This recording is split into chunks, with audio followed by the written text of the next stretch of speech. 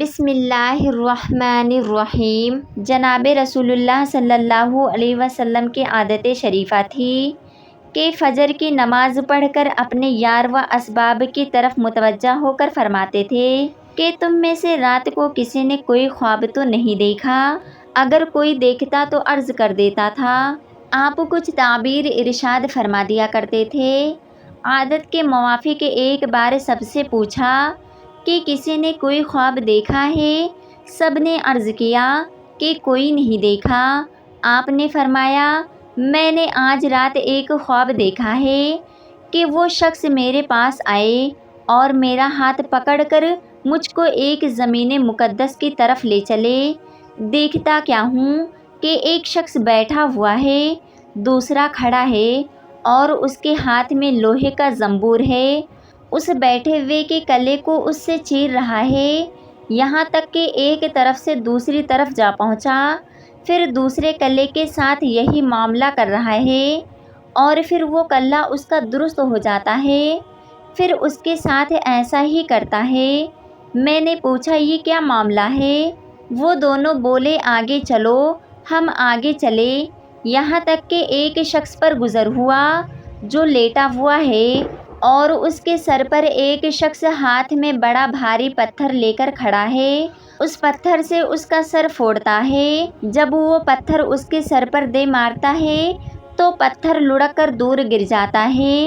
جب وہ اس کو اٹھانے کے لیے جاتا ہے تو اب تک لوٹ کر اس کے پاس نہیں آنے پاتا کہ اس کا سر پھر اچھا خاصا ہو جاتا تھا اور وہ پھر اس کو اسی طرح پھوڑتا۔ میں نے پوچھا، یہ کیا ہے؟ وہ دونوں بولے، آگے چلو۔ ہم آگے چلے، یہاں تک کہ ہم ایک غار کے پاس پہنچے جو مثل تنور کے ڈھانچے سے فراخ تھا اور اوپر سے تنگ تھا۔ اس میں آگ جل رہی تھی اور اس میں بہت سے ننگے مرد اور عورت بھرے ہوئے ہیں۔ جس وقت وہ آگ اوپر کو اٹھتی ہے اس کے ساتھ وہ سب اٹھ جاتے ہیں، یہاں تک کہ وہ سب نکلنے کے قریب ہو جاتے ہیں، اور پھر آگ جب بیٹھنے کے قریب ہو جاتی ہے تو وہ سب نیچے کو چلے جاتے ہیں۔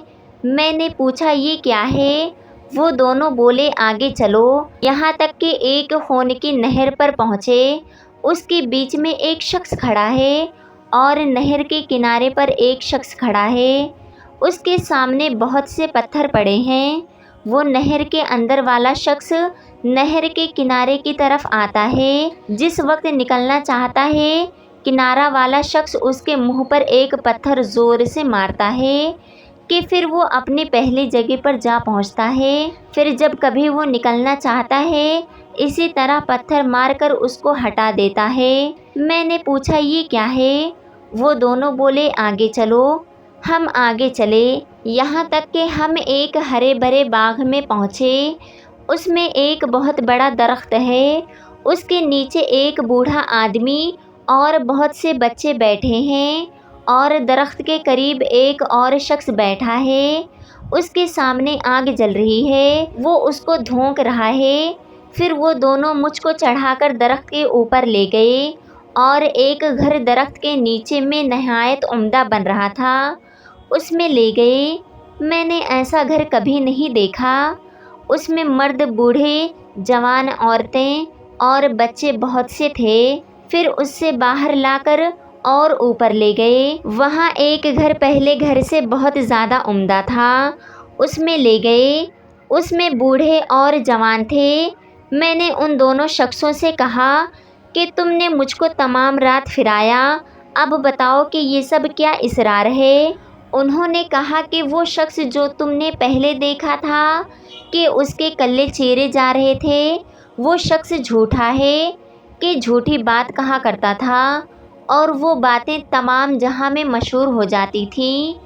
اس کے ساتھ قیامت تک یوں ہی کرتے رہیں گے۔ اور جس کا سر آپ نے پھوڑتے ہوئے دیکھا تھا، یہ وہ شخص ہے کہ اللہ تعالیٰ نے اس کو قرآن کا علم دیا، رات کو اس سے غافل ہو کر سو رہا اور دن کو اس پر عمل نہ کیا، قیامت تک اس کے ساتھ یہی معاملہ رہے گا۔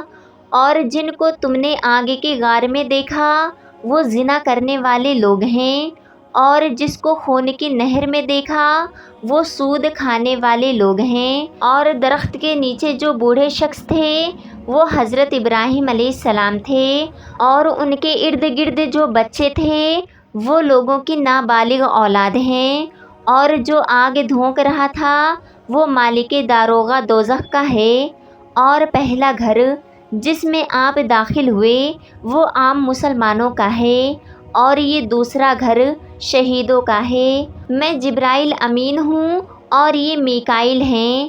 پھر بولے سر اوپر اٹھاؤ۔ میں نے سر اٹھایا تو میرے اوپر ایک سفید بادل نظر آیا۔ وہ بولے یہ تمہارا گھر ہے۔